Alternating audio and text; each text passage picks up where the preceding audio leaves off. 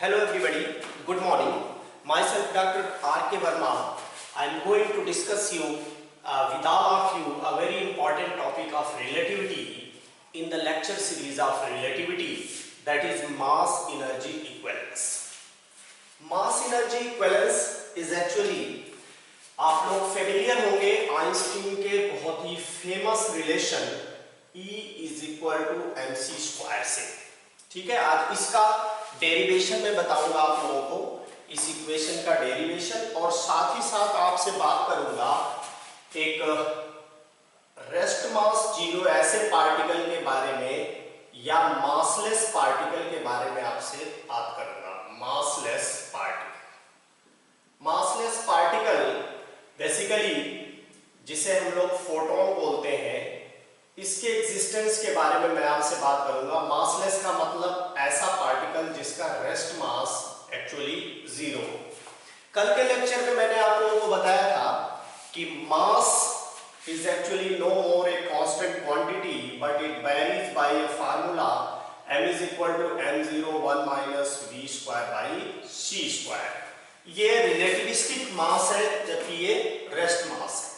ठीक है, ये कल हम लोगों ने इसके डेरिवेशन को देखा था, और आज मैं आपको बहुत ही famous, this is called Einstein's mass energy relation. Actually mass और एनर्जी को हम लोग जो अलग अलग एंटिटी समझते हैं, बेसिकली ये दोनों इंडिपेंडेंट फिजिकल एंटिटीज नहीं है। ठीक है, मास और एनर्जी एक दूसरे से इस तरह से रिलेटेड है कि आप ये कह सकते हैं कि अगर कहीं मास क्रिएट हो रहा है, इसका मतलब somewhere energy will be loss. कहीं एनर्जी लॉस हुआ होगा तो कहीं मास उसके इक्विवेलेंट मास प्रोड्यूस होगा, और कहीं मास अगर लॉस होगा तो उसके इक्विवेलेंट बिल्कुल उसके बराबर कहीं पर एनर्जी क्या होगी, प्रोड्यूस होगी। ये इसका मतलब ये है कि law of conservation of energy और law of conservation of mass को सेपरेटली स्टडी करने की बजाय हम लोग law of conservation of mass energy की बात कर सकते हैं। क्यों? क्योंकि मास और एनर्जी दोनों एक दूसरे से ऐसे इंटीमेटली रिलेटेड है कि इन दोनों को अलग अलग करके देख पाना ये बहुत ही मुश्किल है। मुश्किल क्या? It is impossible. So this relation, ये रिलेशन हम लोगों को इसी के बारे में बताएगा।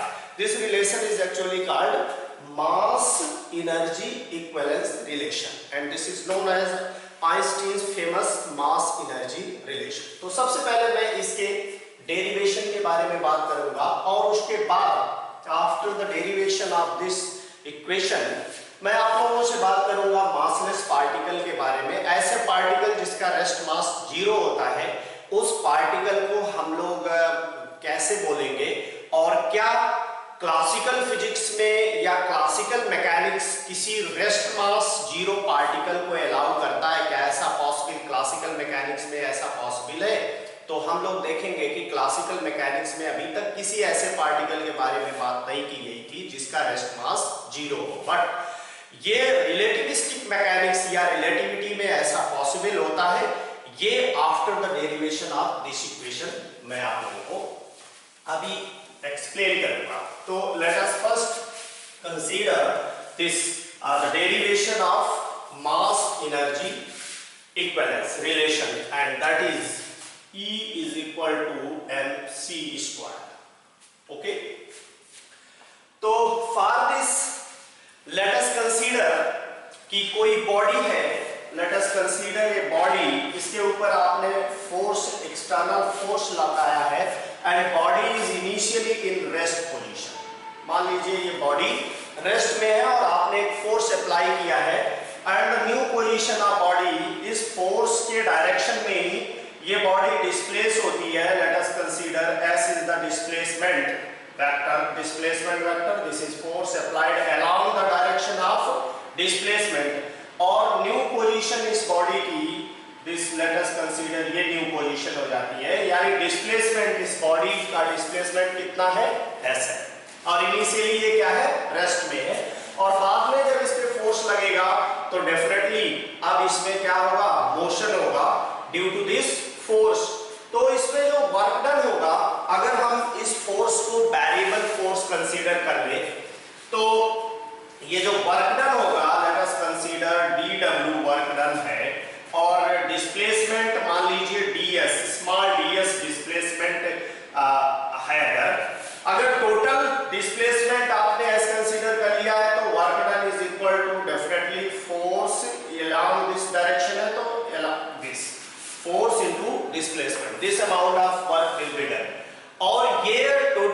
वर्क है, this work will be converted into a rest में इसके पास काइनेटिक एनर्जी जीरो थी, बाद में पार्टिकल पर जब फोर्स उसी के डिस्प्लेसमेंट के डायरेक्शन में लगा दिया तो सारे का इसके अंदर मोशन आ गया। इसका मतलब इस फोर्स की वजह से जो वर्क करना पड़ा हमें, वो वर्क कन्वर्ट किसमें हुआ, टोटल इनटू काइनेटिक एनर्जी। इसी तरीके से अगर हम इसको स्मॉल फोर्स को वेरिएबल फोर्स कंसीडर कर ले तो differential equation for work done इसी सिस्टम के लिए dw for variable force differential equation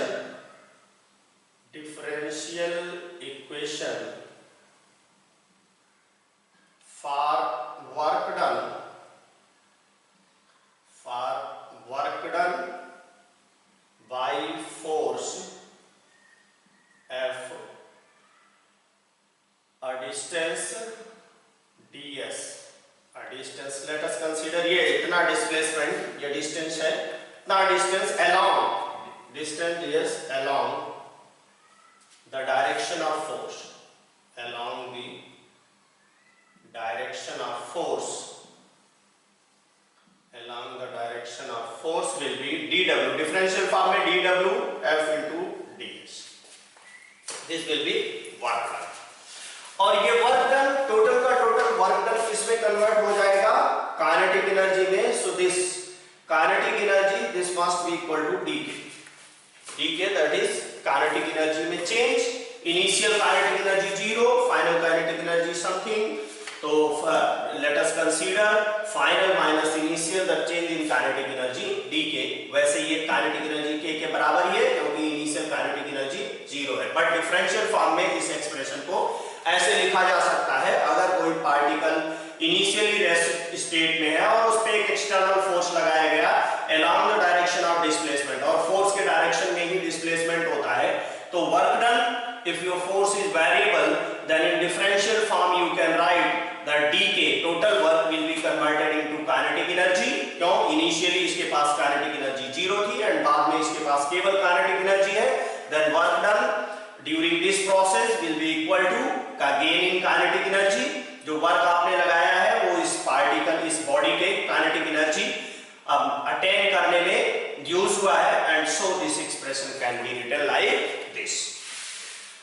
proceed करेंगे फर्दर। अब हमारे पास ये जो हमने सिस्टम कंसीडर किया है जिस पे आपने वर्क डन किया and change in kinetic energy के लिए आपके पास एक्सप्रेशन आ गया that is equal to work done and F D S, this is equal to this, and we also know from Newton second law that this force is nothing but this is dp over dt। थोड़ा सा इसमें mathematical manipulation करेंगे आप, this can be written like this, dp mean dm into v ऐसा लिख सकते हैं, the difference of this and ds by dt, इसके साथ dt ले लेता हूं मैं। ये इक्वेशन फर्दर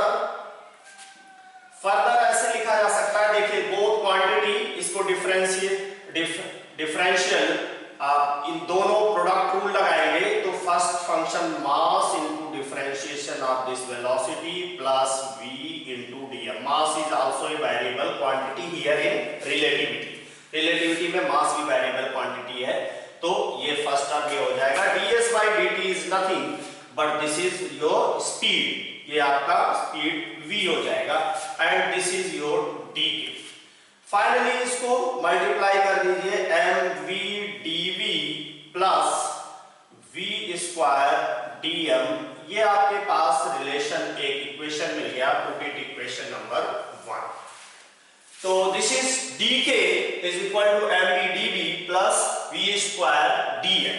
अब यहां पर ये जो dm है आपका change in mass, mass is actually a variable quantity here in relativity, and given by कल मैंने डिराइव कराया था आप लोगों को m is equal to m0 under root 1 minus v square by c square. यहां से हम इसे डिफरेंशिएट करेंगे with respect to velocity, velocity के रिस्पेक्ट में ही मास ये चेंज होता है, तो dm over dv is equal to m naught, ये कांस्टेंट है, और ये क्वांटिटी माइनस ये ऊपर जाके -1/2, तो minus 1/2 and 1 minus v square by c square power minus 3/2 and इस क्वांटिटी ये फंक्शन, इस फंक्शन का भी डिफरेंशिएशन होगा तो माइनस 2v ओवर सी स्क्वायर, ये इसका डिफरेंशिएशन, इसको डिफरेंशिएट कर दिया। This will be dm is equal to dv को इधर ले लूंगा मैं, m नॉट हाफ से ये 2 माइनस से माइनस कैंसिल हो गया और 2v यहां से ये v 2 से 2 कैंसिल हो गया है, v by c square divided by, इसको नीचे ले लूंगा मैं, dm is equal to that is 1 minus v square by c square power 3/2, ये नीचे प्लस हो जाएगा। This is equation number 2। So you have the value of dm की वैल्यू ये है और यहां पर ये इन द फॉर्म dv ये इधर से इधर मल्टीप्लाई किए हैं तो this will B dv। Now put this value, अब इस dm की वैल्यू को इस इक्वेशन में रख करके हम थोड़ा फर्दर इसको सिंप्लीफाई करेंगे, ठीक है। तो इसे हटाता हूं ऊपर से और अब ये सब्स्टिट्यूट करूंगा dm की value from this equation. So we have dk is equal to mv dv, m is nothing but m is m0 divided by this is dk, m की वैल्यू रख रहा हूं मैं यहां पर, m0 divided by under root 1 minus v square by c square and plus v square और ये value m naught v by c square dv divided by under root 1, sorry this is 1 minus v square c square power 3/2। Yes, इसको भी हटा दीजिए इस expression को, इसे further solve कीजिए।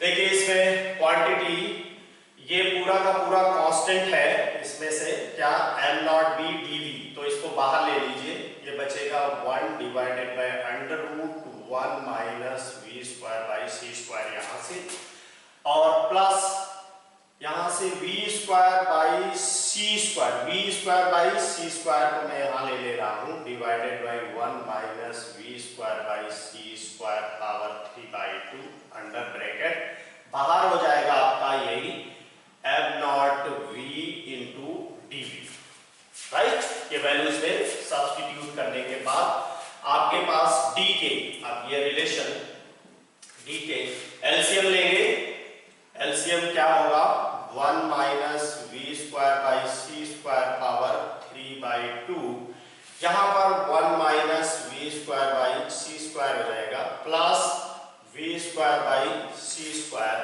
Multiply by m naught v dv, m naught v dv, ये हो जाएगा, ये टर्म इससे कैंसिल होगा, ये 1 वैल्यू आएगी m naught v dv divided by 1 minus v square by c square power 3/2।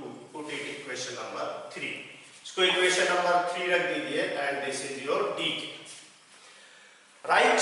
अब इसके बाद देखिए यहां से mv dv, यहां से आप फर्दर इस रिलेशन 2 से फ्रॉम सेकंड रिलेशन से आप लोग क्या कीजिए कि यहां से m naught v dv divided by 1 minus v square by c square power 3/2 की value is equal to c square, ये सी स्क्वायर का मल्टीप्लाई कर दीजिए dm, ये वैल्यू पुट कर दीजिए इक्वेशन नंबर 3 में, मतलब ये पूरा value m naught v dv 1 minus v square c square 3/2 की वैल्यू सिंपली क्या है सी स्क्वायर इनटू dm। तो ये वैल्यू जब आप यहां पुट करेंगे तो you will get dk change in kinetic energy is equal to c square dm। This is equation number 4, इसे इक्वेशन नंबर 4 रख दीजिए। और अब आप इस पोजीशन में आ गए हैं कि आप इसको famous relation E is equal to mc square को डिराइव करने की पोजीशन में आ गए, where E is the total energy, this is rest mass energy plus kinetic energy. अब हम इसे on integrating with in proper limit, इसे इंटीग्रेट करेंगे on integrating with in proper limit.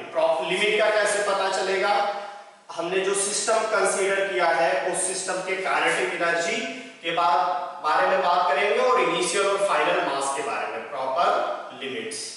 तो लिमिट्स कैसे लगेंगी? जिस सिस्टम पर हम वर्क किया था, जो काइनेटिक एनर्जी में कन्वर्ट हुआ वर्क, इनिशियली वो पार्टिकल रेस्ट स्टेट में था, इसलिए काइनेटिक एनर्जी थी 0। And let us consider final kinetic energy k है, तो लेफ्ट हैंड साइड का तो इंटीग्रेशन की लिमिट ये हो गई। राइट हैंड साइड में c स्क्वायर आप सभी लोग जानते हैं कि ये कांस्टेंट होती है, velocity of light is constant in all inertial frame of references. अब मास वेरी करेगा। इनिशियल मास जब रेस्ट में था पार्टिकल, तो उस समय रेस्ट मास होगा पार्टिकल के पास, एंड फाइनली अब जब इसमें मोशन आ जाएगी तो relativistic mass late us consider it is dm। Integrate कर दीजिए, this is simply k, 0 limit रखने के बाद k, this is c square, यहां पर लिमिट रखेंगे तो m, dm का m हो जाएगा, m minus m not, right. This is simply mc square minus m naught c square, और इस m नॉट c स्क्वायर को इधर ले आएंगे तो k plus m naught c square is equal to mc square. So this k naught, यहां पर this k naught is k kinetic energy plus rest mass energy is total energy, E is equal to nothing but k rest mass energy plus kinetic energy. ये इसकी rest mass energy है और ये kinetic, this is kinetic energy and this is rest mass energy and this is called total energy is equal to, इस equation से ये आ गया mc square. So finally we have relation E is equal to mc square. इस relation का ये derivation हो जाता है, ठीक है। तो ये E equal to mc square, इसका मीनिंग क्या है? देखिए, मास के इक्विवेलेंट, जैसे मान लीजिए आपने कोई सब्सटेंस लिया, 1 kg सब्सटेंस लिया, 1 kg से कोल लिया, ठीक है, और इस कोल को आप अगर बर्न करेंगे और टोटल का टोटल कोल 1 kg का कोल टोटल बर्न हो जाता है, और टोटल ये किसमें कन्वर्ट होता है? इफ इट इज पॉसिबल कि टोटल 1 kg का कोल बर्न होने के बाद एनर्जी में कन्वर्ट होता है, तो how much energy will be produce their, इसको कैलकुलेट अगर आप करेंगे तो ये बहुत ही लार्ज वैल्यू आएगी। क्या मास आप ले रहे हैं 1 kg multiply by c square, that is 3 into 10 की पावर 8 स्क्वायर जूल, यहां एनर्जी की यूनिट आएगी joule, and that will be 9 into 10 की power 16 joule. 1 kg of coal burning में, बट ये कंडीशन होनी चाहिए कि ये कंप्लीटली बर्न होना चाहिए 1 kg का कोल, बट ऐसा होता नहीं है, बहुत सारा अमाउंट, बहुत सारा मास बच जाता है। तो केवल उतना मास जितना डिसअपीयर होता है, वो उतना ही मास एक्चुअली कन्वर्ट होता है एनर्जी में। तो अभी आपको ये समझना इंपॉर्टेंट है कि how much amount of mass actually converted into amount of energy. तो मास, जितना मास कन्वर्ट होगा, एनर्जी बिल्कुल उसके इक्वल उतना ही एनर्जी प्रोड्यूस होगी, राइट। तो law of conservation of energy को हम एक साथ भी देख सकते हैं। कहीं पर एनर्जी अगर प्रोड्यूस हुई है, इसका मतलब कहीं पर मास डिस्ट्रॉय हुआ है, और कहीं पर मास अगर प्रोड्यूस हुआ है तो इसका मतलब कहीं एनर्जी वैनिश हुई है। ये दोनों इस एक दूसरे से ऐसे डिपेंडेंट होते हैं, ऐसे इंटीमेटली रिलेटेड होते हैं कि हम इसको अलग अलग फिजिकल एंटिटी ना मान करके एक ही एंटिटी मान सकते हैं, ठीक है, और मानते हैं इसको। So this is very famous relation. और अगर आपसे कोई पूछता है कि कितना मास vanishes or destroyed, then what amount of energy will be produced, और this energy का कितना मास इक्विवेलेंस होगा, तो you can change this मास को, अगर एनर्जी मास के टर्म्स में आपको एक्सप्रेशन लिखना है, then you have to write E by c square, ये मास है, और अगर टर्म्स में लिखना है मास को तो mc स्क्वायर से आप multiply with the square of the velocity of light, you will convert that mass into energy. और अगर डिवाइड करके मास के फॉर्म में लिखना है तो ये मास एनर्जी, एनर्जी मास, ये दोनों एक दूसरे के इक्विवेलेंस होते हैं और ये बहुत ही फेमस रिलेशन आपको ये बताता है। अब मैं आप लोगों से बात करने जा रहा हूं कि क्या कोई ऐसा पार्टिकल भी एग्जिस्ट करता है जिसका रेस्ट मास जीरो होता है, जिसका रेस्ट मास जीरो हो। अगर किसी पार्टिकल का रेस्ट मास जीरो हो तो क्लासिकल मैकेनिक्स में ऐसा उसके अगर मास जीरो है तो मोमेंटम और एनर्जी ये दोनों ही जीरो होगा। अकॉर्डिंग टू रेस्ट मास को हम अगर जीरो ले लें तो momentum of that particle will be zero and energy of that particle will also be zero. तो क्लासिकल मैकेनिक्स में या क्लासिकल फिजिक्स में ऐसा कोई particle, there is no existence in classical physics कि ऐसा भी कोई पार्टिकल हो सकता है जिसका रेस्ट मास जीरो है। क्लासिकल फिजिक्स में नो एग्जिस्टेंस ऑफ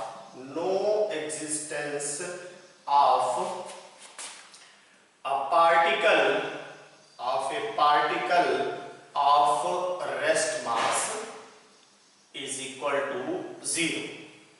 ये this is according to classical physics या due to classical mechanics।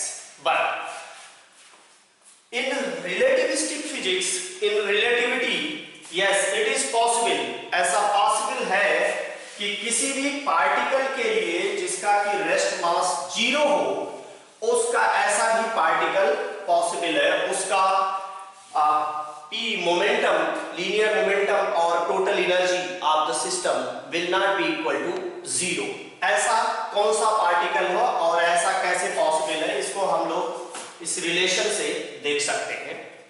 और ऐसा कब पॉसिबल है, देखिए एक्चुअली क्लासिकल फिजिक्स में ऐसा क्यों पॉसिबल नहीं है इसके बारे में सबसे पहले मैं आप लोगों से बात करता हूं कि ऐसा इसलिए पॉसिबल नहीं है क्योंकि मास के लिए देखिए इन क्लासिकल फिजिक्स हम लोग बेसिकली मास के इस m is equal to m naught constant लेकर के चलते हैं। लेकिन ये रिलेशन वास्तव में इन रिलेटिविटी ये actually according to classical physics m is equal to m naught, that is constant in classical physics। But in relativity, according to relativity या relativity के हिसाब से मास एक्चुअली इस फार्मूले से वेरी करता है। वास्तव में क्लासिकल फिजिक्स में हम ऐसे मोशन के बारे में देखते हैं या ऐसे मोशन की स्टडी करते हैं जिसमें v की वैल्यू बहुत स्मॉल होती है एज कंपेयर टू c। तो जब v की वैल्यू c के कंपैरिजन में बहुत स्मॉल होगी तो इस फैक्टर की वैल्यू दिस, यहां पर देखिए ये जो मास है डेफिनेटली इस केस में मास इज इक्वल टू उसके रेस्ट मास के बराबर में होगा। उसका डायनामिक मास एक्चुअली उसके रेस्ट मास के ही बराबर होगा। अगर ये क्वांटिटी बहुत स्मॉल है as compare to 1 than this mass. यही एक्चुअली ऐसे मोशन के बारे में ही हम लोग स्टडी करते हैं जिसकी वेलोसिटी लाइट के वेलोसिटी से बहुत कम होती है। तो लाइट की वेलोसिटी से बहुत कम होगी तो in this case we will see that our mass will be constant। हमारा मास क्या होगा, कांस्टेंट होगा। और जो ये v बहुत ही स्मॉल है उस केस में हम p is equal to mv, small का मतलब ये अप्रोचिंग टू जीरो, उस केस में जब ये v will be very very small, v very small